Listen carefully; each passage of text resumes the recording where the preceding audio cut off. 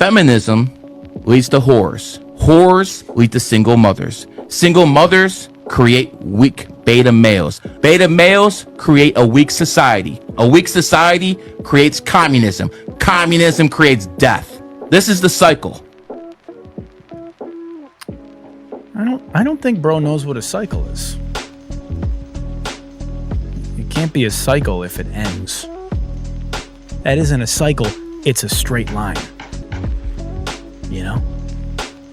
Dude, this guy's such a fucking Sigma, bro. Fuck yeah, dude. Feminism leads to whores. Does anybody even know what feminism is anymore? Like, women wanting equal rights. You know? I know there's like, you know, it's like vegans. Like, people think that it's cool to be like